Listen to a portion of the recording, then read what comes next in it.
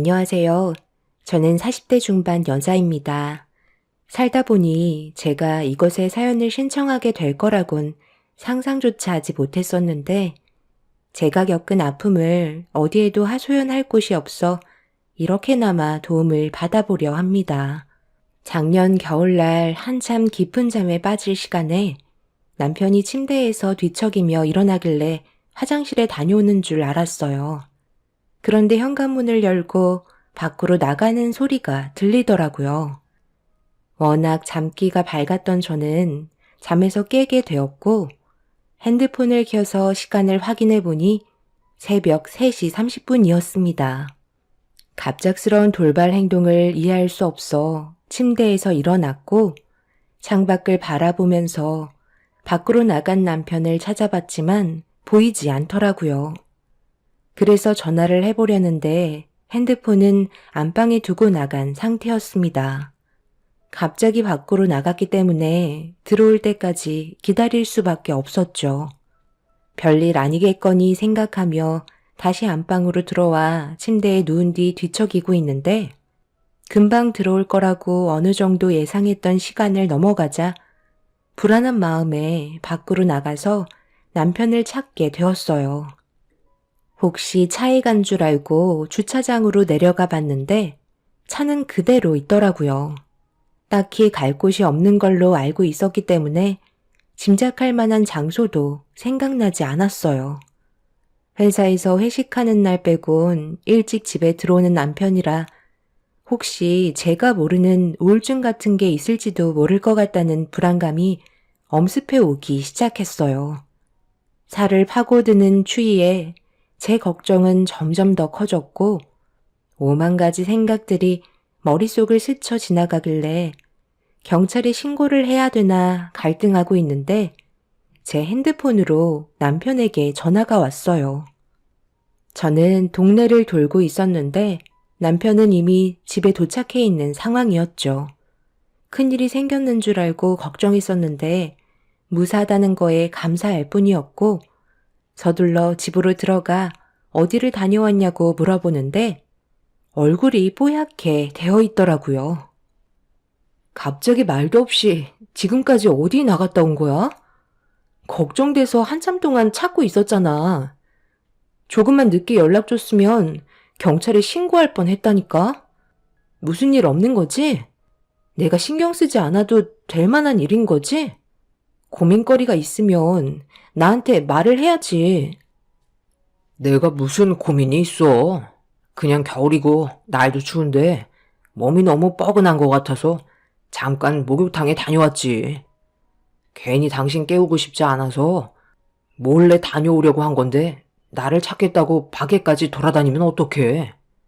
내가 한두 살 먹은 어린애도 아니고 알아서 들어올 텐데 핸드폰이라도 가져갈 걸 그랬네. 어차피 탕에 들어가면 연락을 할 수가 없으니까 두고 나간 건데. 다음에는 내가 미리 얘기하고 가도록 할게. 피곤할 텐데 들어가서 눈 좀 붙여. 나는 곧 출근해야 되잖아. 남편은 목욕탕에 다녀와서 배가 고픈지 냉장고를 뒤적거리길래 제가 상을 차려준 뒤 몸이 너무 피곤해서 방에 들어가 눈을 붙였습니다. 그날 이후 남편은 제가 걱정하지 않게끔 새벽에 목욕탕을 갈 것 같으면 미리 알려주었고 그 다음부터는 크게 신경을 쓰지 않았습니다. 그렇게 겨우내 남편은 며칠에 한 번꼴로 목욕탕을 다녀왔었어요. 시간대는 항상 비슷했는데 저에게 몸이 많이 안 좋아진 것 같다며 근육이 자꾸 뭉치고 피곤하다는 말을 자주 입 밖으로 꺼냈습니다. 집안의 가장이 무너지면 전체가 주저앉는 거라 건강을 유지시켜주기 위해 몸에 좋은 음식들을 매번 내어주었고 보약까지 지어주면서 하나뿐인 남편을 위해 할 수 있는 건 뭐든 다 해주었네요. 그래도 신경 좀 써주니 몸의 활력을 다시 되찾은 듯 점점 좋아지는 몸 상태를 보면서 만족한 삶을 살아가고 있었습니다. 그렇게 겨울이 지나 봄이 찾아오고 날이 좀 풀리기 시작하면서 제 딸들도 새해도 찾아온 김에 같이 목욕탕 좀 다녀오는 게 좋을 것 같아 애들을 데리고 목욕탕에 들어가기 전에 결제를 하며 사장님과 새해 인사를 주고받다가 남편 얘기를 꺼냈는데 사장님이 알 수 없는 말을 하시더군요. 민서 아빠가 목욕탕에 자주 왔었다고? 우리 남편이 낮에 관리하고 내가 새벽에 자리를 지키고 있는데 민서 아빠가 목욕탕에 온 적은 한 번도 없었는데? 어제 새벽에 목욕탕에 오신 분이 5손가락에 꼽혀서 내가 기억을 못하는 것도 아닌데 거짓말 하겠어? 동네에 목욕탕이 여기밖에 없잖아. 민서 아빠가 우리 목욕탕 왔다고 그래? 그이가 거의 이틀에 한 번꼴로 새벽마다 목욕하고 왔는걸요. 몇 달 전부터 몸이 안 좋다고 뭉친 몸을 좀 풀어야 할 것 같다면서 사장님 목욕탕에 다녀왔었는데 그이 얼굴을 한 번도 못 봤다고 하셔서 저도 지금 많이 당황스러워요. 정말 민서 아빠 여기 안 왔어요? 내가 민서 엄마네 가족 불화 만들려고 거짓말 하겠어? 우리가 얼굴 한두 번 본 사이도 아니고 한 아파트에 살고 있는데 없는 얘기를 지어낼 필요는 없잖아. 확실하게 민서 아빠가 목욕탕에 온 적은 단 한 번도 없으니까 집에 들어가서 한번 물어봐봐. 목욕탕 사장님과 한 아파트에 살기 때문에 가끔 인사를 주고받는 사이였고 어느 정도 친분이 있었는데 애들과 함께 목욕을 하러 갔다가 안부차 인사를 하면서 남편 얘기를 잠시 꺼낸 것뿐인데 사장님은 남편이 목욕탕을 단 한 번도 찾아온 적이 없었다는 한마디를 하는 순간 무언가 철렁 내려앉는 느낌이었어요. 뒤통수를 세게 맞은 것 같았고 그 자리에서 멍하니 있는데 애들이 목욕탕에 언제 들어가냐고 보채길래 오만 가지 생각 속에 애들을 씻기고 겨우 집으로 들어왔습니다. 목욕탕에 있는 시간 동안 남편이 겨우내 저에게 했던 행동들에 대해 기억을 떠올리며 머릿속을 정리하고 있는데 그간 가정에 충실했던 남편의 모습을 봤을 때 왜 저한테 이렇게까지 숨기고 있었는지 전혀 이해할 수가 없었어요. 일단 남편이 저에게 무엇을 숨기고 있는 건지 파악을 하기 위해 제가 알게 된 사실을 남편에게 섣불리 얘기하지 않고 지켜보기로 했어요. 남편은 집에 들어온 이후 평소와 다름없이 똑같은 패턴으로 행동했었고 어김없이 새벽 시간이 되었을 때 자연스럽게 목욕탕을 다녀온다며 나갈 준비를 하고 있었습니다. 매번 목욕탕 가는 거 지겹지도 않아? 당신 요즘에는 거의 매일 다녀오잖아. 몸도 어느 정도 괜찮아진 것 같은데 이제 어느 정도 조절해도 되지 않겠어? 새벽만 되면 다녀오니까 나 혼자 집에 있는 것도 좀 그런데 그렇게 해줄 수 있지? 그건 좀 힘들 것 같은데. 생각을 해봐. 매일 운동하던 사람이 갑자기 조절을 하면 몸의 균형이 깨지는 거잖아. 나도 지금 패턴으로 살고 있으니까 건강도 다시 되찾은 거지. 당신 힘들까봐 애들 자는 거 보고 아무 방해 없이 혼자 다녀오는 건데 이 정도는 이해해줘야지.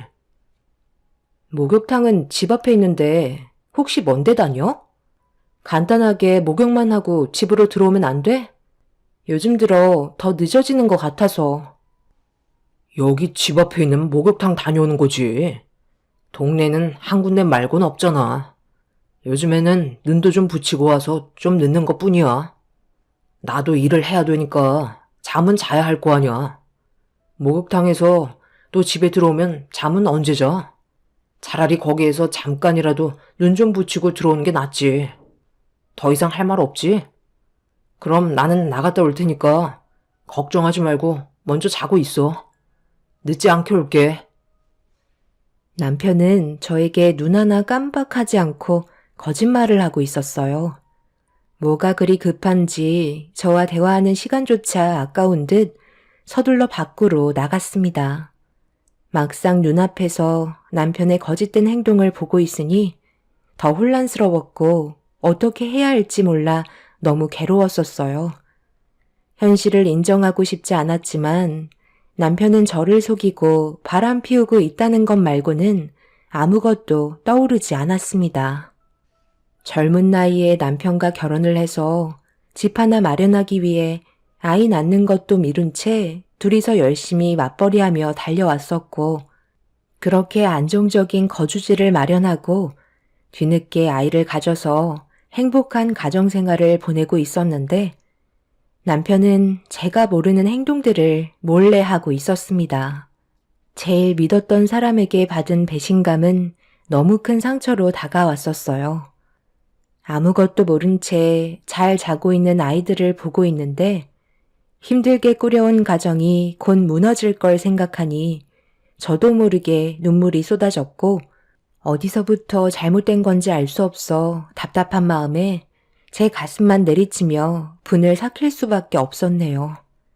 그렇게 날이 밝아오고 현관문을 열고 몇 시간 뒤에 들어온 남편의 얼굴을 마주할 자신이 없어 이불을 머리끝까지 덮은 채 자고 있는 척 연기를 했어요.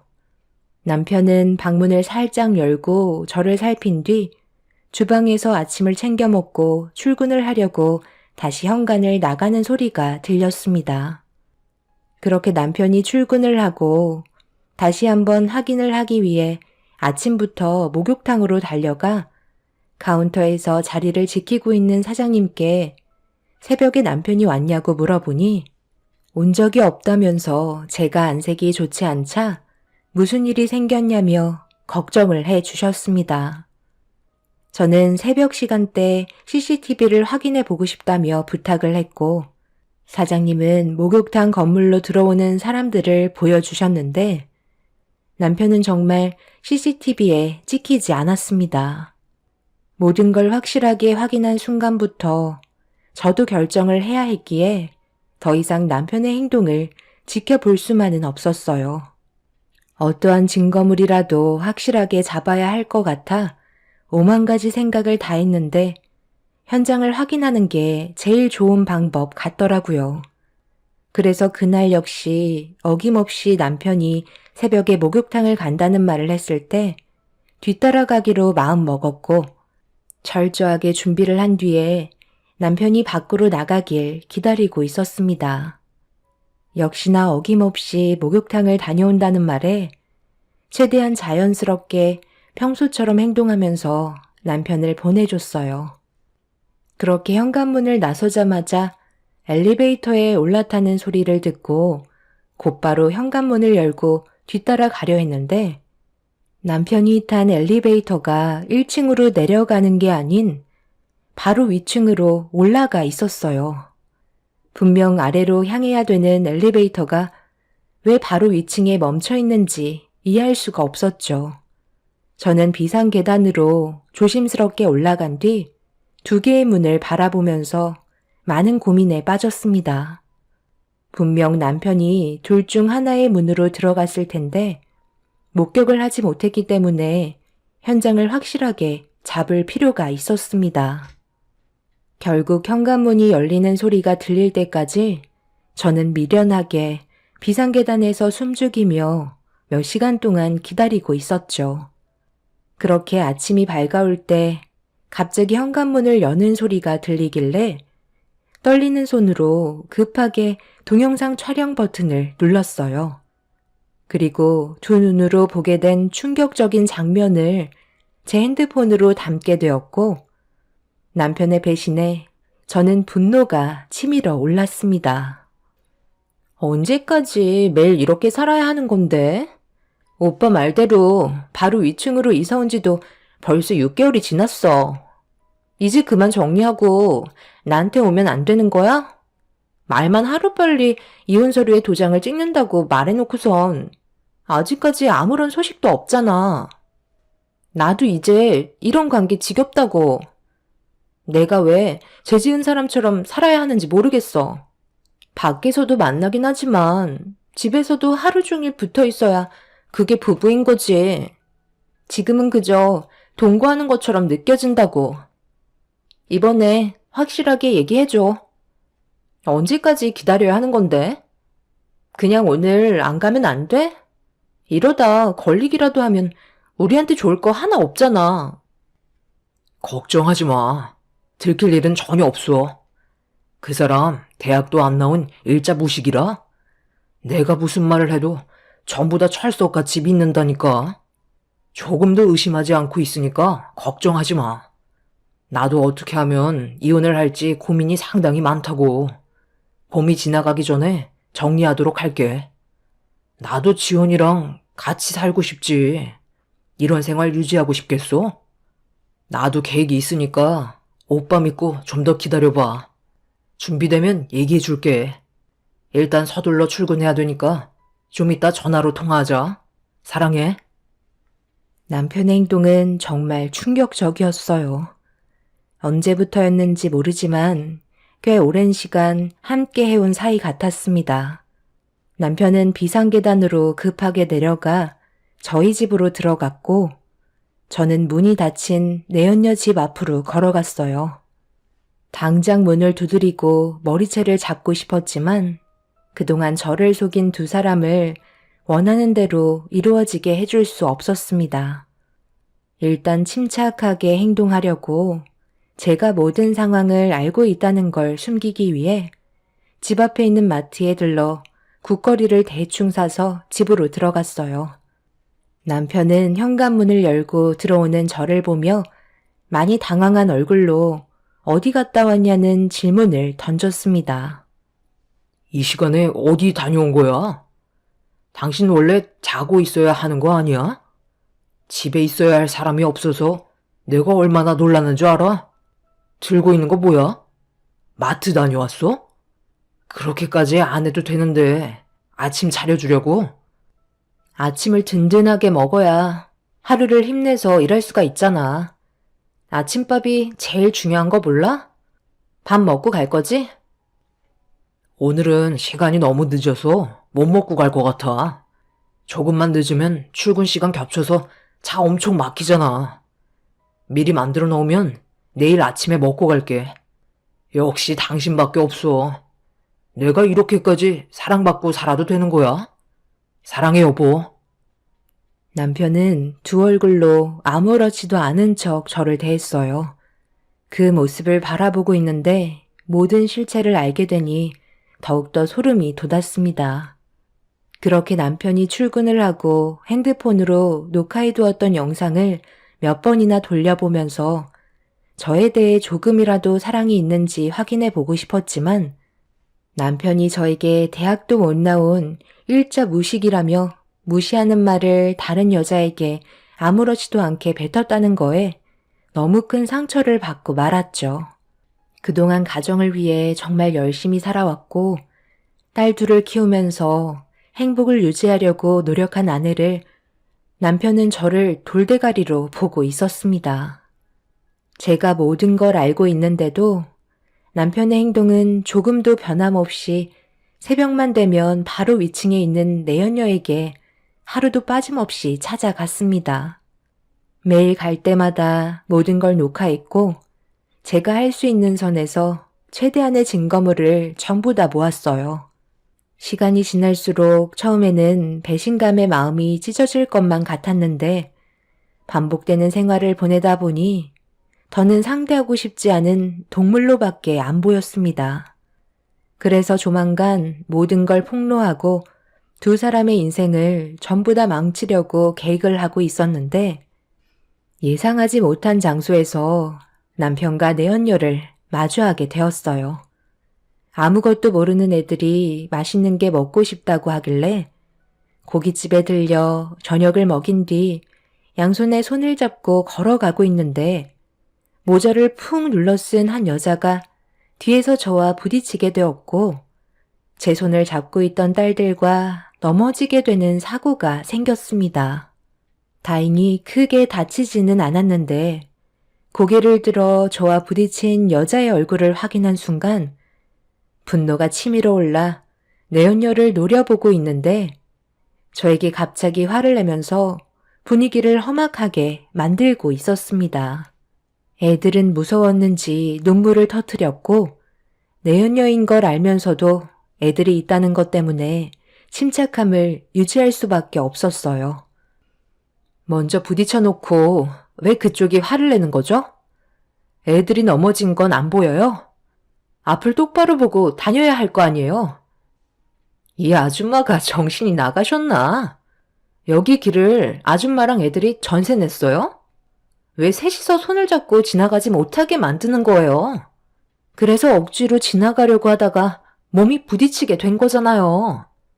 아줌마가 저한테 죄송해야 할 문제인 것 같은데요? 살다 살다 별 이상한 사람 다 보겠네. 기본 개념은 지키셔야죠. 안 그래요? 지금 말 다 했어요? 애들이랑 손잡고 간다고 길 전체를 막고 있었다고요? 옆에가 널찍하게 남아있는데요? 어디서 되지도 않는 말로 이상한 사람으로 만들려는 거예요?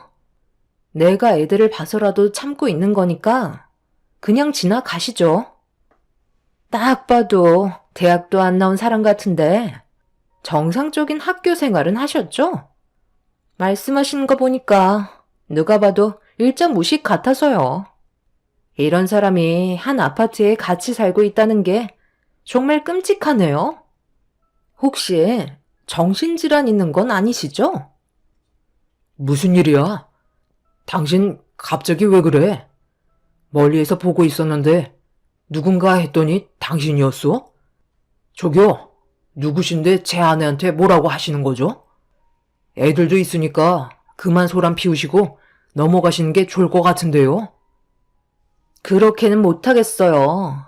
워낙 개념이 없는 아줌마라 이번 기회에 고개도 들고 다니지 못할 정도로 창피를 줘야 한다고요.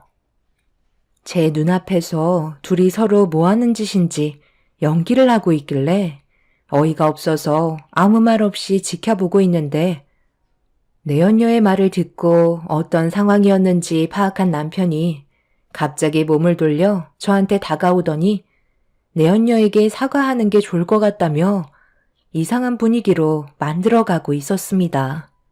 이런 상황에서 제 편을 들어줘야 할 남편이 대놓고 내연녀 편에 섰다는 건 도저히 참을 수 없는 일이었어요.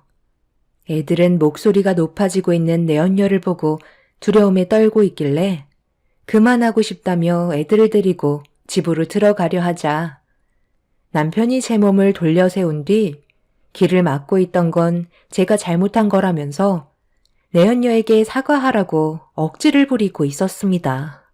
화가 머리끝까지 올라온 저는 감정 조절을 하지 못했고 그동안에 봐왔던 남편의 행동들 때문에 저도 모르게 뺨에 손을 올리고 말았어요.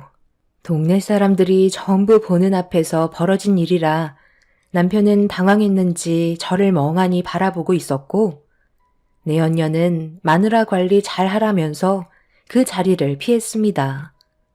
남편은 화가 머리끝까지 올라왔는지 제 손을 잡고 집으로 끌고 갔어요. 애들은 눈물을 흘리면서 저를 뒤따라오고 있었습니다. 그렇게 집에 도착한 뒤에 애들은 방으로 들여보낸 뒤 거실에서 남편과 얼굴을 마주하고 있었네요. 당신 제정신이야? 지금 이게 뭐 하는 짓이야? 동네 창피하게 사람들 보는 앞에서 내 얼굴에 손을 올려? 맞아야 할 행동을 했으니까 손을 올린 건데 무슨 문제라도 있는 거야? 당신이 나한테 한 행동을 보라고. 지금까지 힘들게 일하고 들어온 남편한테 뭐라고? 나랑 한번 해보자는 거야? 오늘 갈 때까지 가볼까? 당신 마음대로 해. 내가 그런다고 무서워할 줄 알아? 나도 잃을 게 없는 사람이라고. 그 여자 앞에서 나보고 사과하라는 게 제정신이야?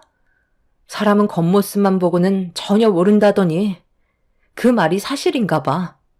그 여자를 보자마자 첫눈에 반했니? 나는 애 둘 낳고 아줌마처럼 보이니까 그 여자한테는 제대로 말도 못하겠지? 내가 지금 얼마나 참고 있는지 알아? 참고 사는 건 당신이 아니라 나라고. 여태껏 가진 것도 없는 불쌍한 여자 데리고 살아줬으면 감사하게 생각해야지. 나 아니었으면 당신이 이런 집에서 살았을 것 같아? 배부른 줄 모르고 감히 남편의 얼굴에 손을 올려? 됐고, 그냥 갈라서자. 나도 당신이랑 같이 사는 거 지겹다고. 지금의 가정을 유지하기 위해 내가 얼마나 힘들었는지 알아? 결국 이거였어? 당신이 원하는 게 나랑 이혼하는 거였냐고. 어쩐지 둘이 연기가 너무 어설프더라니. 내가 그동안 아무것도 몰랐을 것 같니? 당신이 지금까지 한 행동들에 대해 속고만 살았을 줄 아냐고. 무슨 말을 하는 거야? 당신 정말 머리가 어떻게 된 거 아니야? 꼴도 보기 싫으니까 당장 내 집에서 나가. 지금 말 다 했지? 이거 보라고. 여태껏 당신이 나 몰래 윗집에서 좀 전에 그 여자랑 놀고 먹고 다 했잖아. 기력이 많이 약해졌다고 해서 온갖 몸에 좋은 음식 갖다 바쳐 먹였더니 힘은 엄한 데 가서 쓰고 왔니? 내가 지금 가지고 있는 이 증거물이 나한테만 있을 것 같아? 당신이 나랑 이혼하자고 하는 순간 바로 전송 버튼 눌렀다고. 남편은 급하게 제 핸드폰을 뺏었지만 이미 저희 부모님과 시부모님께 전송이 되어버린 상태였어요. 남편은 사색이 든 얼굴로 언제부터 알고 있었냐는 말에 대화조차 섞고 싶지 않아 당황한 남편의 얼굴에 손을 올려 버렸네요. 그리고 잠시 뒤 제 핸드폰으로 시모의 전화가 빗발쳤고 남편이 급하게 핸드폰의 전원을 꺼버린 뒤 어쩔 줄 몰라 하며 온갖 고민을 하고 있더니 급하게 어디론가 전화를 하고 있었어요. 남편은 내연녀에게 조금이라도 문제가 생길까봐 미리 몸을 피하게 만들었고 남편의 전화 통화를 듣고 절대 원하는 대로 놔둘 수 없어 위층으로 올라가 내연녀를 붙잡으려는 순간 남편은 제가 집 밖으로 나가지 못하게 제 머리채를 잡았습니다. 결국 남편과 저는 온갖 욕설을 퍼부으면서 집안은 난리가 나고 말았어요. 결국 저는 집 밖으로 나가지 못했고 친정 부모님과 시부모님께서 저희 집으로 달려오셨습니다. 저희 부모님은 남편을 보자마자 손부터 날아가셨어요. 뒤늦게 오신 시부모님께서 저희 부모님을 말리기 시작하셨고 남편은 아무 말도 하지 않은 채 시선을 회피하고 있었습니다. 어떻게 된 거야? 지금 나한테 온 이 영상들 전부 다 뭐니? 너희들 관계가 언제부터 이렇게까지 돼버린 건데? 작년 겨울 때부터였어요. 어느 날 갑자기 새벽에 목욕탕을 다녀온다고 하길래 그런 줄 알고 있었는데 나중에 알고 보니까 목욕탕이 아닌 다른 여자의 집에서 목욕을 하고 온 거더라고요. 어머님, 제가 이 사람 몸이 약해진 것 같다고 몸에 좋은 거 얼마나 많이 먹였어요. 그런데 그게 엄한 데에서 매일 밤 몇 시간씩 힘쓰고 와서 체력이 딸린 거였네요.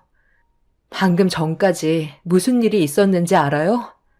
위층에 지금 이 사람이랑 바람난 여자가 살고 있는데 제가 올라가려 하니까 이 사람이 글쎄 제 머리채를 붙잡고 놔주지 않더라고요. 이미 저한테는 마음이 떠나버린 상태였어요. 저를 거침없이 막대하는데 그걸 애들이 전부 다 보고 있었다고요. 아버님, 어머님, 제가 그동안 이 사람한테 얼마나 잘했는지 누구보다 잘 아시죠? 그런데 본초인 저한테가 아닌 위층에 살고 있는 여자한테 사랑을 쏟았다고요. 저는 그냥 넘어갈 수 없을 것 같아요. 제가 받은 배신 그대로 돌려줘도 분이 풀리지 않는다고요. 내가 제일 싫어하는 게 뭐라고 했냐? 한눈 파는 걸 이 세상에서 제일 증오한다고 했는데 네가 지금 애비의 말을 무시한 채 다른 여자랑 놀아놨단 말이야? 이놈이 진짜 정신 나갔어? 당장 그 여자 불러와. 면상 좀 보게. 시부모님과 저희 부모님은 곧장 위층으로 올라가 문을 열라고 난리를 치셨지만 이미 내연녀는 다른 곳으로 몸을 피신한 상태였어요. 가족 모두는 분이 풀리지 않은 상태에서 다시 집으로 돌아왔는데 남편은 충격적이게도 그 사이 도망치고 말았습니다. 이미 전화도 꺼져 있는 상태라 제 화는 더욱더 끌어올랐고 시부모님은 저희 부모님께 자식을 잘못 키워서 이런 아픔을 겪게 했다고 손이 발이 되도록 용서를 구하셨습니다. 남편과 내연녀는 저와 이혼을 하기 위해 둘이 합심해서 저를 이상한 사람으로 만들었다는 게 너무 화가 치밀어 올랐어요. 모든 사실을 알고도 참고 있었다는 걸 알지도 못했으면서 둘이서 연기를 하면서 저와 이혼을 하기 위해 상황을 만들었다는 게 정말 어이가 없었습니다. 그날 이후 한동안 남편에겐 연락이 없었고 회사에도 찾아가 봤지만 모습을 나타내지 않고 있었어요. 그렇게 며칠의 시간이 지나면서 집에 있던 물건들을 싹 다 정리한 뒤 이혼을 준비했고 도망쳤던 남편이 집으로 다시 들어왔습니다. 그리고 한쪽 손에는 안 봐도 알 수 있는 서류가 들려 있었어요. 이미 애들은 저희 부모님 집에 보내놨기 때문에 남편과 둘이 있는 상황이었죠. 그래서 이혼 도장을 찍기 전에 왜 가정을 깨고 다른 여자에게 한눈을 팔았는지 이유를 물어봤습니다. 남편은 한치의 망설임도 없이 저에게 설명을 했어요. 나도 처음에는 가정을 지키기 위해 정말 열심히 살았지. 그런데 어느 정도 여유가 생기니까 나도 모르게 다른 곳으로 눈길이 자꾸 가더라고. 그러면서 당신한테 느끼지 못한 색다른 감정이 새롭게 다가왔고 나는 그런 느낌이 싫게만 느껴지지 않더라고. 그래서 처음에는 조심스러웠는데 이게 또 얼마나 긴장되고 스릴이 있는지 당신을 속이는 분위기를 언제부터 즐기게 되었고 점점 더 자극적인 상황이 필요해서 내가 만나고 있던 그 여자를 우리 집 위층으로 이사오게 만든 거야. 나는 당신한테 미안한 감정이 조금도 없어. 그동안 이중생활 하면서 단 한 번도 흐트러진 모습을 보여준 적은 없었잖아. 모든 상황에 최선을 다했고 나는 지금의 삶에 만족하고 있다고. 그런데 나도 이제 한 여자에게 정착하고 싶다. 원하는 조건 맞춰줄 테니 위자료 그딴 거 걱정하지 말고 서류에 도장이나 찍어. 내가 이런 상황을 만든 게 아니라 당신이 이렇게 만든 거 알지? 알았어도 끝까지 모른 척 했으면 지금도 우리는 행복하게 결혼 생활을 유지할 수 있었다고. 당신이 혼인 파탄자인 거야. 알겠어? 더는 미련 없으니까 각자 갈 길 가자고. 남편의 말에 저도 더 이상의 미련이 없었어요. 사람 마음 갈 때 같다더니 다른 여자의 치마폭에 쌓여 헤어나오지 못하는 남편을 용서해주고 싶지 않았습니다. 결국 남편과 이혼을 하게 되었고 제가 할 수 있는 손해배상 청구는 전부 다 이루어졌지만 내연녀는 끝까지 몸을 숨기고 나타나지 않고 있었죠. 내연녀의 머리채를 잡고 난리를 치지 못한 게 한으로 남아있는 상태에서 정신적인 충격을 그대로 떠안은 채 살아가고 있는데 어느 날 시모가 저에게 전화 한 통을 하셨어요. 별로 통화하고 싶지 않았지만 할 말이 있으셔서 전화하셨으니 아무런 감정 없이 받았습니다. 그런데 전화가 연결이 되자마자 충격적인 사실 하나를 알려주셨고 저는 부모님과 함께 시모가 알려준 곳으로 차를 타고 급하게 달려갔습니다. 그리고 어느 한 건물에 도착을 했는데 시부모님께서 저희 가족을 기다리셨고 건물 안으로 들어가는 시부모님을 뒤따라갔는데 눈앞에 남편이 서 있었습니다. 저희가 갑자기 들이닥치자 당황했는지 저희 가족을 막아서려 했는데 시모가 당장 비키라며 신발로 남편의 정강이를 걷어찼어요. 그리고 어느 한 사무실의 문을 열자 그곳은 꽤 여러 사람들이 앉아 있었고 고개를 옆으로 돌리니 내연녀가 깔끔한 정장으로 면접을 보고 있었습니다. 시부모님은 앉아있는 내연녀에게 손가락질을 하면서 이 여자가 맞냐고 물어보시길래 고개를 끄덕이자 시모는 내연녀의 머리채를 잡으면서 면접장에서 난리를 치기 시작하셨어요. 여기가 어딘 줄 알고 온 거예요? 당장 나가세요. 이 사람 오늘 중요한 날인데 왜 여기까지 찾아오셔서 남의 인생을 망치는 거냐고요. 이 날을 위해 그동안 얼마나 고생했는지 알아요? 오늘이 최종 면접 날이라고요. 내 며느리가 이딴 여자 때문에 인생을 망쳤는데 최종 면접? 네 인생이 오늘 최종 종착지다. 평생을 뒤따라 다니면서 못 살게 굴 거야. 너 때문에 내가 손녀들 얼굴도 제대로 못 보고 왜 이렇게 살아야 하는데? 오늘이 최종 면접 날이 아니라 세상 떠나는 날이다. 남편 관리 못한 건 저기 못난 아줌마 탓이지. 왜 저한테 뭐라고 하세요? 이 손 좀 놓고 얘기하세요. 오늘을 위해서 정말 많은 것들을 준비했었다고요. 오빠, 이분들 좀 어떻게 좀 해봐. 나 이러다 정말 큰일 나겠어. 빨리 좀 도와달라고. 너는 오늘 이 시간을 위해서 준비했다고 했지? 나는 지금까지 내 가정을 지키기 위해서 쉼없이 달려왔어. 그런데 네가 내 인생을 전부 다 망쳐놓고 너는 잘 먹고 잘 살겠다고 면접을 보러 와? 오늘 너는 뼈도 못 추릴 줄 알아. 저희 가족 전체가 내연녀의 머리채를 잡고 면접장에서 난리를 치게 되었네요. 순식간에 아수라장이 되어버린 상태에서 모든 걸 망쳐버린 내연녀는 백목처럼 굳어버렸고, 내연녀는 그렇게 상간녀 소송과 정신적인 손해배상으로 위자료를 물어줘야만 했습니다. 시모가 남편의 뒤를 캐고 있었고 내연녀가 면접을 보고 있다는 사실을 아시곤 저에게 알려주셨는데 정말 너무 감사했었어요.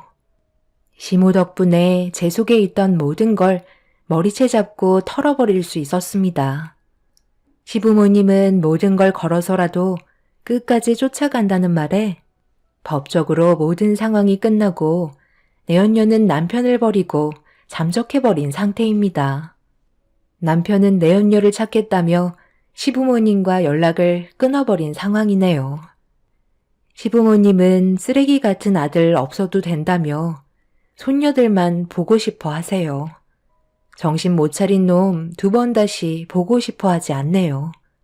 시댁 재산도 전부 손녀들에게만 물려줄 거라며 손녀들 얼굴만 계속 볼 수 있게 해달라고 하십니다. 이렇게 남편과의 인연을 마무리 지었지만 이 모든 광경을 본 제 딸들에게 미안해서 너무 마음이 아프네요. 시간이 지나면 저희 가족이 전부 다 잊고 웃으면서 살아갈 수 있는 날이 오겠죠. 제 사연 들어주신 분들 감사합니다. 안녕하세요. 저는 경기도에 살고 있는 30대 중반 여자입니다. 현재 제가 겪고 있는 이 상황에 대해 여러분들께 말씀을 좀 드려야 할 것 같아 이렇게 사연을 신청하게 되었습니다.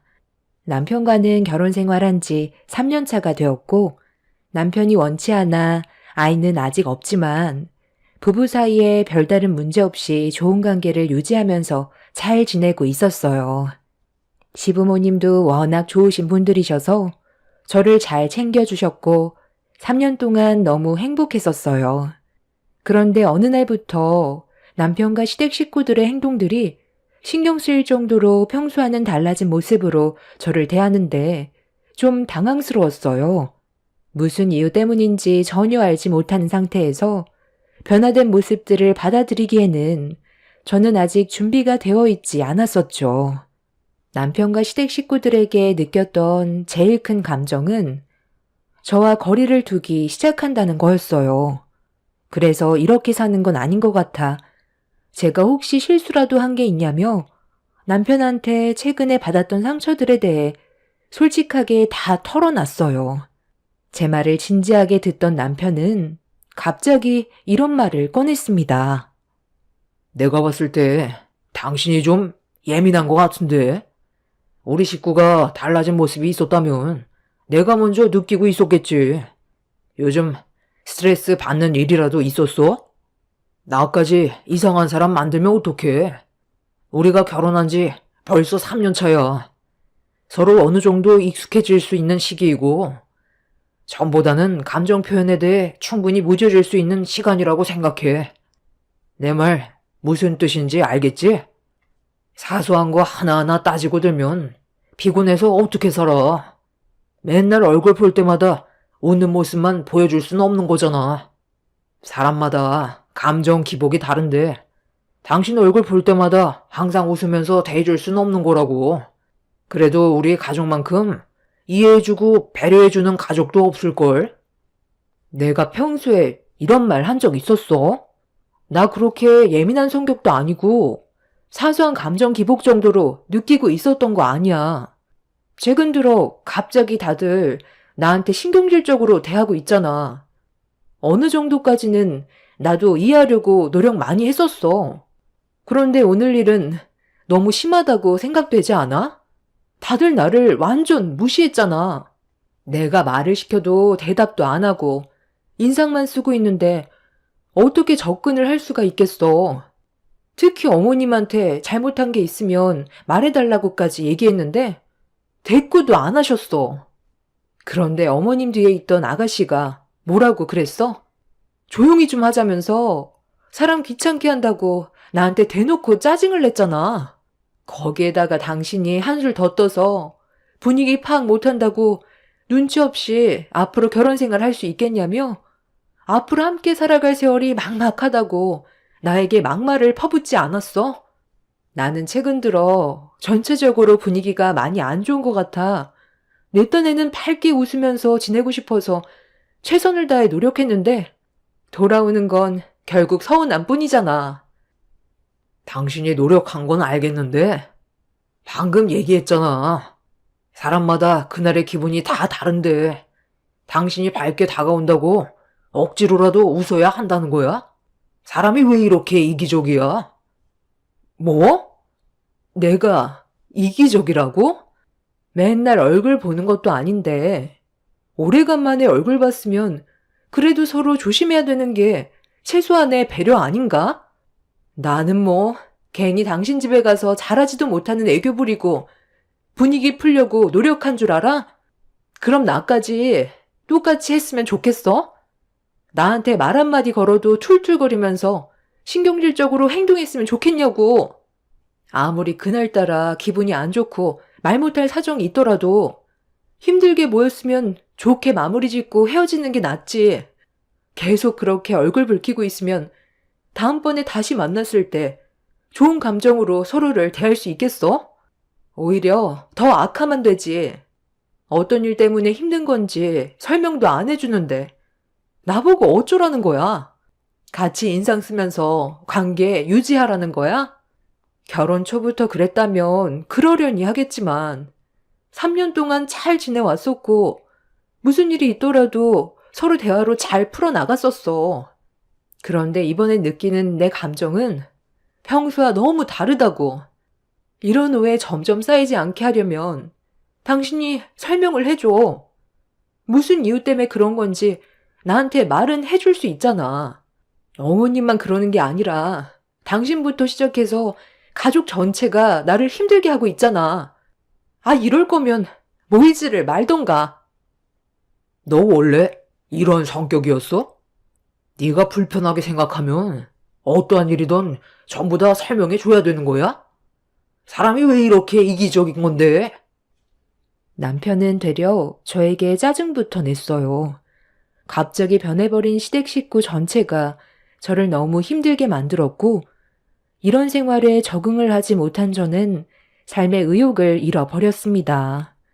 남편은 제가 상처를 받든 말든 신경조차 쓰지 않았고 저와 함께 사는 삶이 지긋지긋하다면서 자리에서 일어나 밖으로 뛰쳐나갔습니다.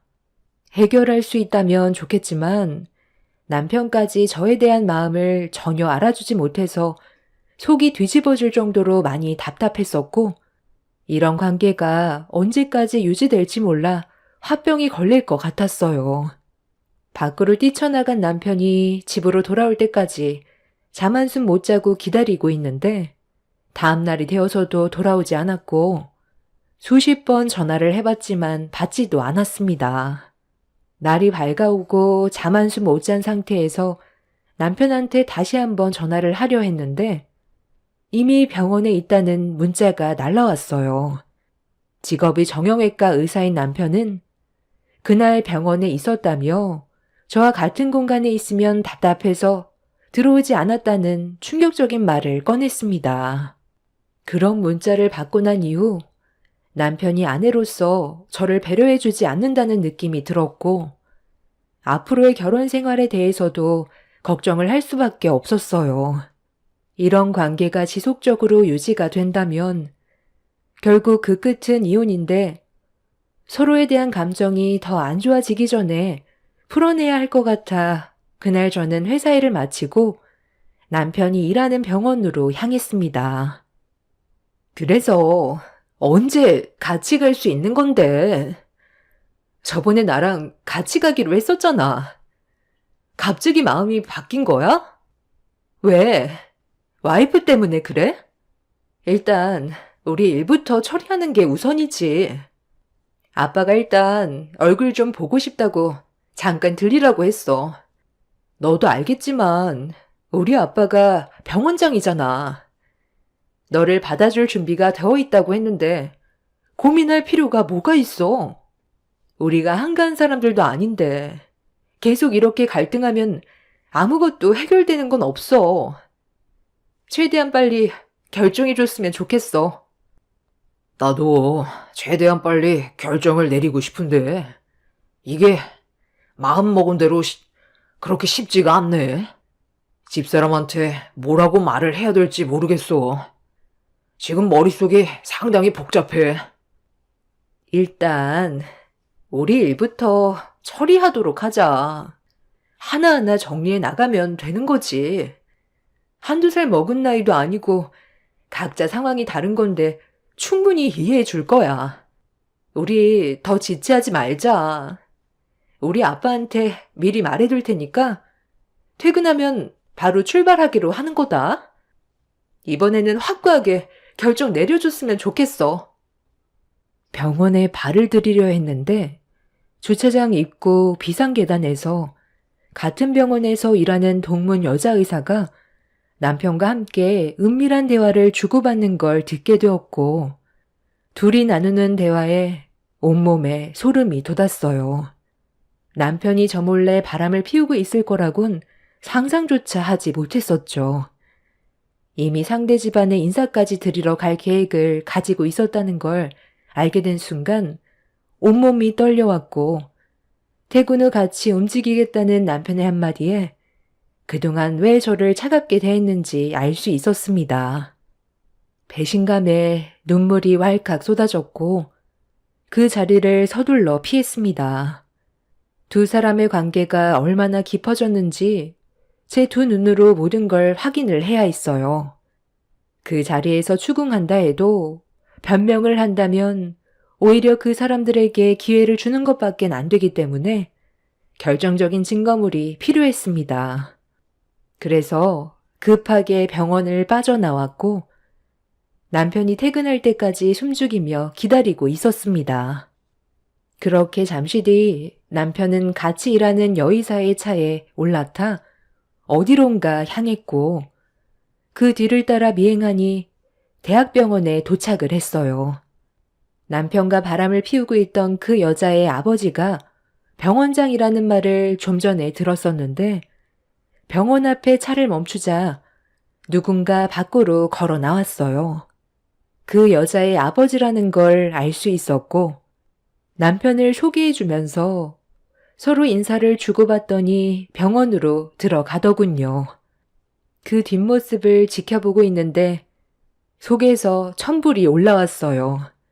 서로 만나는 장면들을 전부 증거물로 확보해 놓았지만 그 모습만 보고선 남편이 바람을 피웠다고 확정 지을 수 없기 때문에 좀 더 깊게 파고 들어야만 했었고 결정적인 증거가 나올 때까지 때를 기다렸습니다.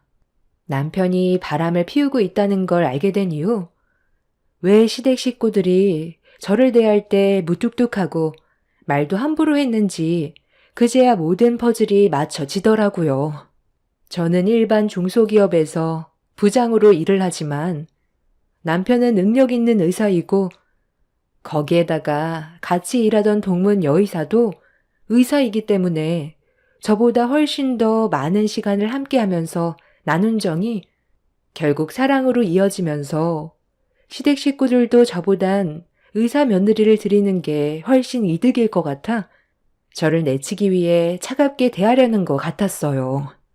갑작스럽게 변할 때부터 알아봤어야 했는데 3년의 결혼 생활 동안 시댁 식구들이 저에게 너무 잘했기 때문에 남편이 다른 여자를 만나고 있을 거라곤 상상조차 하지 못했습니다.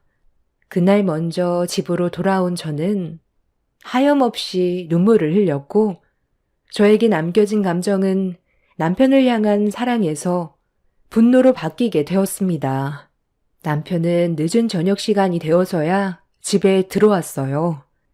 현관문을 열고 들어오는데 힘든 척 연기하는 남편이 너무 가식적으로 보였고 저에게 밥은 챙겨 먹었냐며 신경 써주는 척 툭 뱉는 한마디에 따뜻한 감정이 섞여 나오는 게 아닌 차가운 말투로 상처받은 제 마음에 연속적으로 비수를 꽂았습니다. 평소보다 많이 늦은 남편한테 어디를 다녀왔길래 왜 이렇게 늦은 거냐며 물어봤는데 남편은 조용히 방으로 들어가 버렸습니다. 지금 시간이 몇 시인지 알기나 해? 저녁 11시야. 7시면 병원 일 마치고 집으로 곧장 들어오던 사람이 지금까지 밖에서 뭐하고 있었어? 내 문자도 읽었잖아. 아, 여러 가지로 해결해야 될 일들이 많았어. 나중에 내가 다 설명할게. 지금은 때가 아니라서 좀 더 기다려줘. 나도 지금 머릿속이 상당히 복잡하거든. 그렇겠지. 엄청 복잡할 거야. 몸뚱이는 하나인데 양쪽으로 왔다 갔다 해야 되니까 얼마나 힘들겠어. 그래서 그때가 언제인데? 너는 내가 기다려줄 거라고 생각해? 나 오늘 환자도 많았고 체력적으로 많이 힘들어서 좀 쉬어야 할 것 같으니까 나중에 다시 얘기하자. 일단 내 마음부터 어느 정도 정리가 돼야 설명을 해주지. 당신 변명 듣고 싶지도 않아. 어차피 나랑 이혼하자는 말일 텐데 왜 이렇게 뜸을 들여? 네가 왜 갑자기 나를 다른 모습으로 대했는지 충분히 알았거든. 나도 너에 대한 감정이 더는 남아있지 않아. 이혼 준비 너만 하는 것도 아니고 내가 받은 상처에 대해서 전부 보상받을 거니까 각오하는 게 좋을 거야. 너 설마 내가 바람을 피운다고 생각하냐? 요즘에 그냥 여러 가지로 힘들어서 그런 건데 너한테 좀 소홀했다고 바람 피웠다는 말을 어떻게 아무렇지도 않게 꺼낼 수가 있어? 나도 보는 눈이 있고 듣는 귀가 있어. 네가 아무리 철저하게 숨긴다 해도 꼬리가 길면 밟히는 법이라고. 이제 제발 좀 솔직해지는 게 어때? 남편은 머리가 너무 아프다면서 더 이상 대화하고 싶지 않다며 방으로 들어가 버렸어요.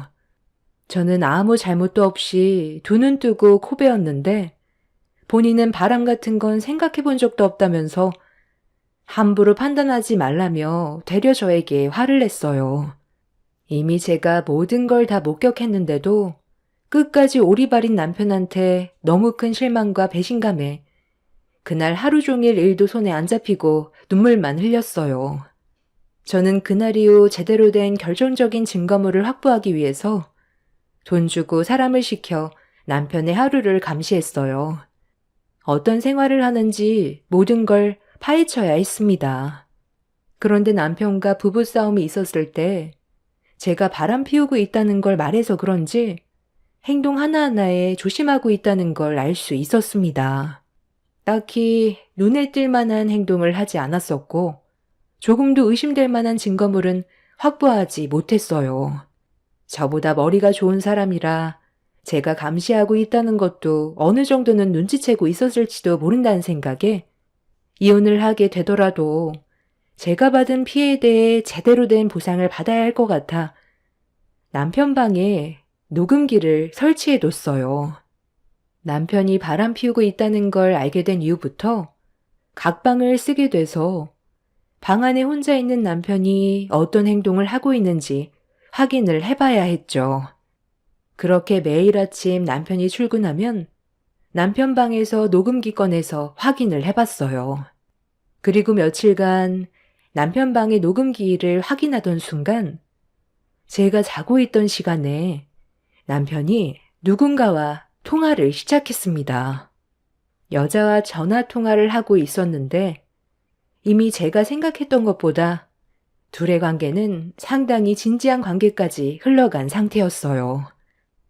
아, 해외에서 생활하는 게 얼마나 힘든데. 그건 좀 너 생각해보는 게 좋지 않을까? 그래, 나도 네가 무슨 생각하는지 알아. 당연히 해외가 더 살기는 좋겠지. 하지만 여기 있나 해외로 가나 크게 달라질 건 없을 것 같아. 나도 아버님이 조급해 하시는 거 충분히 이해해. 하지만 좀 더 신중하게 결정을 내리고 싶을 뿐이야. 이게 단순한 문제가 아니잖아. 집사람이 우리 둘의 관계를 의심하고 있다고.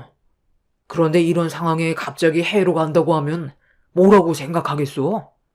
나는 최대한 좋게 정리하고 싶어. 이런 식으로 상처 주고 떠나보내면 평생 후회할 것 같아. 오래 걸리지 않을 거니까 조금만 기다려주고 침착하게 행동하자. 뭐?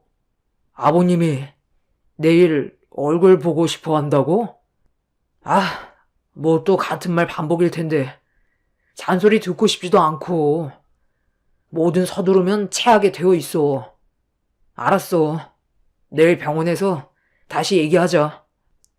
남편은 저와의 관계를 끊어낸 뒤에 해외로 이주할 생각까지 가지고 있었고, 제가 자고 있을 때 그런 대화를 나눴다는 게 너무 큰 충격이었어요. 이미 저에게는 어떠한 감정도 남아있지 않다는 걸 확실하게 알 수 있었습니다. 그래도 남편은 저에게 마지막 배려랍시고 지저분하게 헤어지는 게 아닌 서로 최대한 좋게 끝내고 싶다는 말로 마무리를 지었지만 본인은 바람 피울 거 다 펴놓고 이미 상간녀 집안에 인사까지 드렸으면서 본인이 마음이 넓은 것 마냥 행동하는 그런 모습들이 저를 더 화가 나게 만들었습니다. 피해자는 저인데 본인도 어려운 결정을 내린 것처럼 말을 하는 모습이 너무 실망스러웠어요. 이미 남편은 저와 헤어지기 위한 준비를 하고 있었기 때문에 저도 더 이상은 함께할 마음이 없었습니다. 아무리 과거에 저에게 잘했어도 바람은 절대로 용서해 줄 수 없는 잘못된 행동이기 때문에 저희 부부관계는 여기까지 하는 게 옳은 거라 생각했었어요. 그래서 그날 저녁 남편이 퇴근하고 집에 들어왔을 때 거실 테이블 위에 이혼 서류를 올려놓았습니다. 거실로 천천히 걸어오던 남편은 제가 올려놓은 서류 봉투를 꺼내 들었고 그 안에는 이혼 서류와 함께 남편 방에서 녹음된 음성과 대학병원에까지 쫓아가 미행했던 사진들까지 전부 다 확인시켜 주었습니다. 남편은 제가 이렇게까지 할 줄 몰랐는지 많이 놀란 얼굴로 저를 바라보았지만 순순히 이혼을 해주겠다며 위자료는 주겠지만 바람 피운 건 절대 아니라고 얘기했어요. 그 말을 꺼내는 순간 결국 감정이 터져 버렸습니다. 뭐? 바람 피운 게 아니라고? 증거물들이 이렇게 수두룩하게 나왔는데 끝까지 발뺌하는 거야? 같이 일하는 동료 의사인 그 여자가 피해를 보게 될까봐 그런 거야? 그 정도는 감안하고 바람핀 거 아니었어? 나는 당신이랑 그 여자를 절대로 용서하고 싶지 않아. 둘이 도망가려고 해외 거주지까지 알아봤으면서 왜 계속 거짓말인데? 당신이 단면적으로 봤을 땐 충분히 오해할 만한 요소들이 있지만 나는 정말 결백해. 하지만 지금 내 상황을 설명해 주고 싶지는 않아. 그러니 우리 그냥 여기서 조용히 끝내는 걸로 하자. 어차피 너도 나에 대한 감정이 떠나가 버린 상태잖아. 나는 네가 상처받지 않았으면 좋겠어. 하늘에 걸고 맹세하는데 절대 바람 아니고 그 사람은 조언을 해준 것뿐이야. 우리가 함께 살아오는 동안 내가 당신한테 실망시켜준 적 없잖아. 우리 둘의 성공적인 결혼 생활을 하기 위해 최선을 다하며 노력해왔다고. 그만큼 나는 당신에게 진심이었지. 가벼운 마음으로 만나서 장난으로 결혼한 거 아니야. 전체적인 상황을 설명해 주기에는 어려움이 있지만 바람은 절대 아니야. 하지만 우리 관계는 어쩔 수 없이 정리해야 돼. 사람은 살다 보면 말 못할 일들도 있는 거야. 너와 나와의 관계도 마찬가지고. 풀리지 않는 답답함에 많이 힘들겠지만 오히려 모르는 게 더 좋을지도 몰라. 그러니 우리 좋게 해결하자. 당신이 원하는 건 내가 다 해줄 테니까 그만 흥분하고 정리하자고. 참네. 도대체 말 못할 그 상황이라는 게 뭔데? 오해라면 풀면 되잖아. 당신이 그런 오해를 불러일으켜서 내 손으로 이혼 서류를 내밀게 만들었으면 당신한테 잘못이 있는 건데 이대로 오해만 쌓이게 만들어 놓고 바람은 아니고 말 못할 일이 있어서 어쩔 수 없이 이혼을 해야 한다는 말을 하면 나는 앞으로 어떻게 살라는 건데? 당신과 시댁 식구들이 갑자기 나를 차갑게 대하기 시작했을 때 얼마나 많은 상처를 받았었는지 알아? 제발 속 시원하게 설명을 해달라고. 당신 혹시 애 생겼니? 그래서 그런 거야? 쓸데없는 말 하지 말고. 일단 나 3일간 미국 학회 좀 참석해야 될 것 같아. 나한테 정말 중요한 일이라 일단 다녀오고 나서 우리 관계 다시 얘기하도록 하자고. 원하는 대로 다 해줄 테니까 조금만 기다려줘. 나도 머릿속이 정리가 되지 않아 많이 힘든 상태야. 당신한테 그런 상처를 주고 싶은 마음은 없었는데 이런 식으로 오해를 만들었을지는 몰랐어. 나에게 조금 더 시간이 필요하니까 내 머릿속이 어느 정도 정리가 됐을 때, 당신한테 말할 준비가 됐을 때 그때 전부 다 얘기할게. 그러니 지금 당장 힘들어도 조금만 참아줘. 남편이 무슨 생각을 가지고 있는 건지 전혀 알 수가 없었어요. 제가 이혼 서류를 내밀고 그동안 가지고 있던 증거물들을 보여줬을 때 당황하면서 말까지 더듬을 줄 알았는데 저를 보며 침착하게 행동하면서 본인은 절대 바람 피우는 게 아니라고 되려 저에게 믿어달라는 말로 설득시키고 있었습니다. 남편은 저에게 진지한 눈빛을 보내고 있었지만 이미 상처를 여러 번 받았던 저로서는 신뢰가 가지 않았습니다. 더군다나 3일간 미국 학회에 참석해야 된다는 말에도 신빙성이 떨어져 다른 계획을 꾸미고 있을지도 모른다는 생각에 머릿속은 너무 복잡했었어요. 남편은 이혼 서류와 증거물들을 가지고 방 안으로 들어갔고 저는 그 모습을 바라보며 입술을 깨물고 있었어요. 제가 상상했던 건 남편한테 이혼 서류를 내밀고 증거물을 보여줬을 때 아니라고 발뺌하면서 저를 더 이상 사람 취급도 안 하고 격해진 감정으로 안 좋은 말을 주고받다가 결국 서로에게 물리적인 행동까지 저지를 줄 알았는데 남편이 너무 침착하게 행동해서 많이 당황스러웠어요.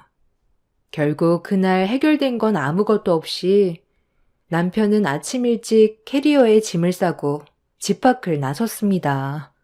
그 모습을 지켜보고 있는 저도 정말 멍청해 보였어요. 남편의 행동을 믿고 싶지 않은데 함부로 대할 수도 없었고 결국 등을 돌린 남편의 뒷모습을 지켜보고 있는데 갑자기 남편이 뒤를 돌며 저에게 다녀오겠다는 한마디를 꺼냈어요. 항상 출근 전에 저에게 3년 동안 빼먹지 않고 했던 말인데 그 말을 듣자마자 눈물이 왈칵 쏟아졌고 그 자리에 주저앉아 오열을 할 수밖에 없었습니다. 남편은 그렇게 떠나가 버렸고 3일이라는 시간이 흘러버렸어요. 그 시간 동안 연락 한 번 없었는데 4일이 지나가고 있는데도 어떠한 연락도 없어서 집에 언제 올 거냐는 문자를 남겼지만 답장은 없었습니다. 전화를 해보니 핸드폰은 꺼져 있었고 이런 상황을 시댁 식구들은 알고 있는지 확인해 보기 위해 전화를 했는데 역시나 받지 않더군요. 저도 전부터 안 좋은 감정과 상처를 받았던 터라 더는 연락을 기다리지 않았는데 뭔가 느낌이 좋지가 않았습니다. 일주일 동안 연락 한 번 없다는 건 말이 안 되는 일이라 걱정을 안 할 수가 없었어요. 떠나기 전에 저에게 분명 다녀와서 좋게 해결하겠다고 하던 남편이 말도 없이 잠적했을 일도 없고 상황이 좀 이상하게 흘러가는 것 같아 전화도 안 받는 시댁에 직접 찾아가게 되었습니다. 그렇게 집 앞에서 초인종을 눌렀지만 어떠한 인기척도 느끼지 못했어요.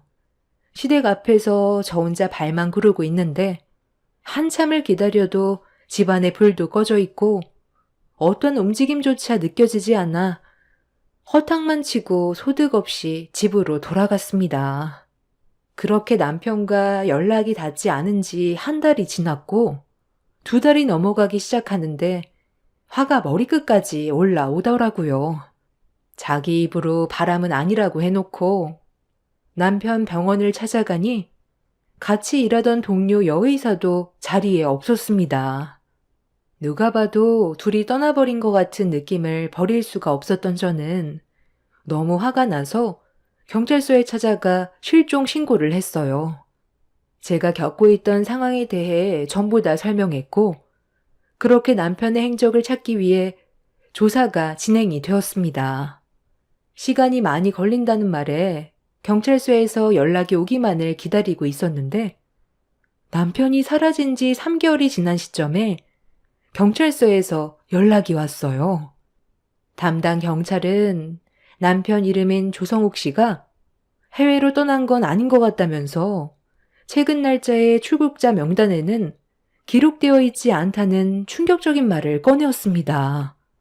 추가적인 조사는 좀 더 진행을 해야겠지만 아직 국내에 있다는 말에 저에게 거짓말을 했다는 걸 뒤늦게 알게 되자 화가 머리끝까지 치밀어 올랐어요.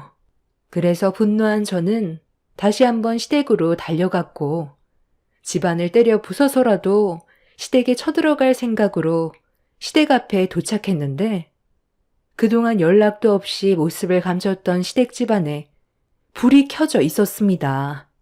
도대체 무슨 일을 꾸미고 있는지 전부 다 알아야 했던 저는 사정없이 문을 두드리면서 문을 열어달라며 한바탕 난리를 쳤어요.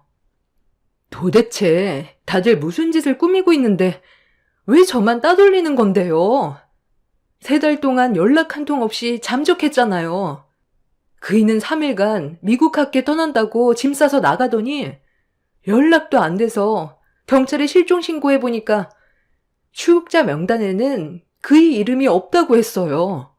다들 도대체 저한테 왜 그러는 거예요? 그 사람 어디 있어요? 지금 한국에 있잖아요.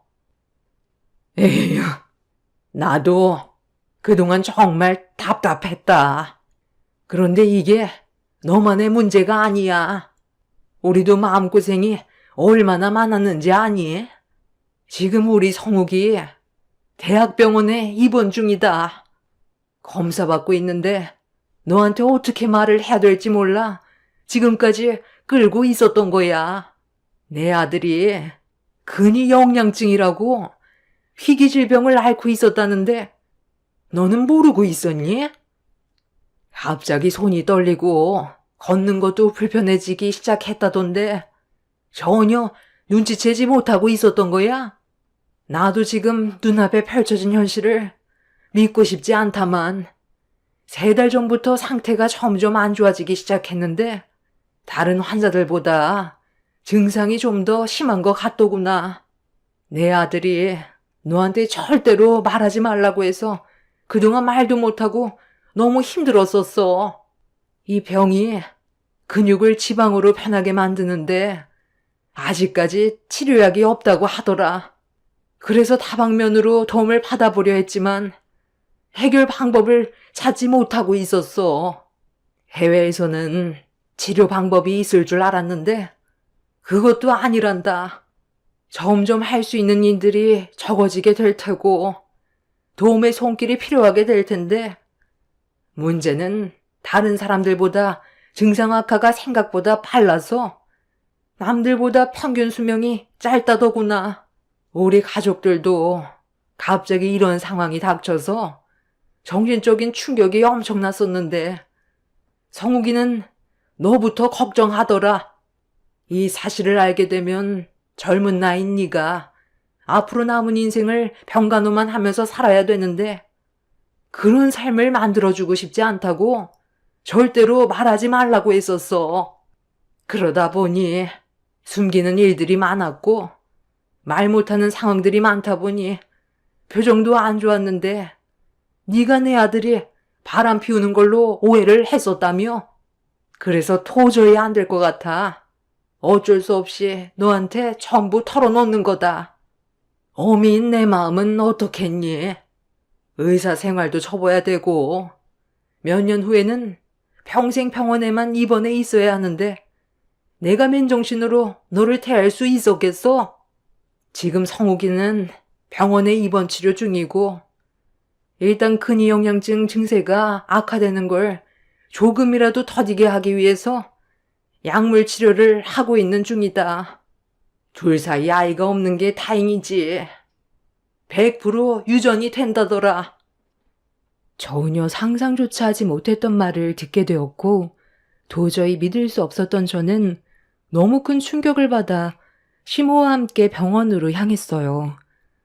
저와 마주하게 된 남편은 많이 놀란 듯 했지만 현실을 받아들였고 그동안 솔직하게 털어놓지 못해서 미안하다며 고개를 떨군 채 눈물을 흘리고 있었네요.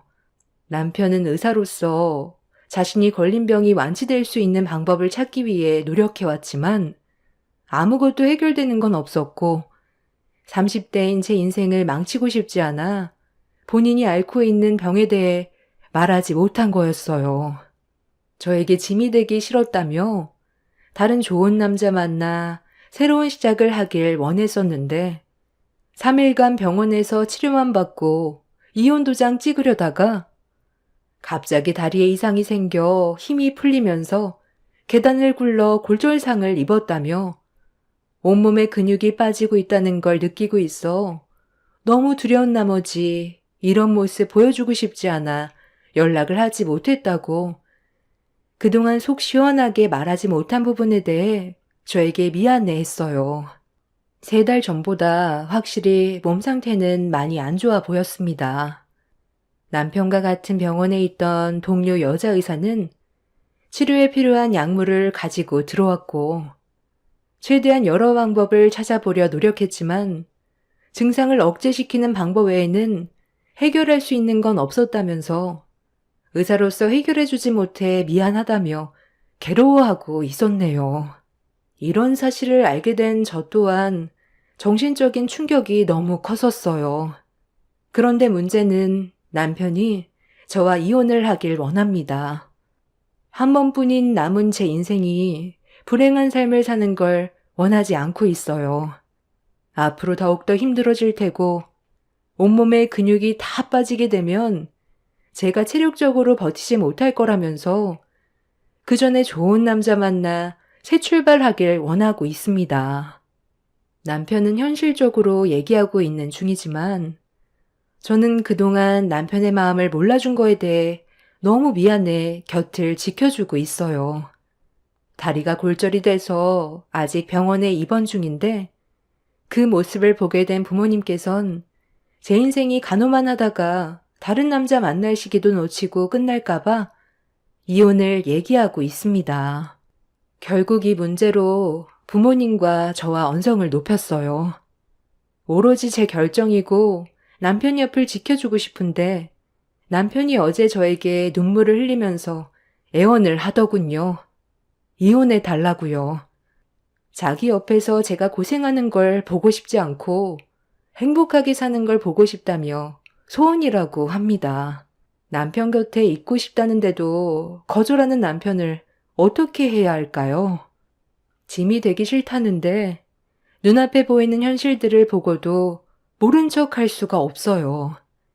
이 상황에서 제가 이혼을 하는 건 사람이 할 짓이 못 될 것 같거든요. 남편은 자기가 이혼을 해주지 않는다고 더 안 좋은 모습으로 저에게 상처를 주고 있습니다. 저를 떼어내려고 발버둥 치고 있어요. 앞으로 어떻게 하면 좋을지 여러분들의 의견을 듣고 싶어요. 그 사람 곁에 머물러 주는 게 서로를 위한 길이 아닌 건가요? 머릿속이 정리가 되지 않아 너무 힘드네요. 인생 선배님들의 조언을 듣고 싶어요. 제 사연 들어주셔서 감사합니다.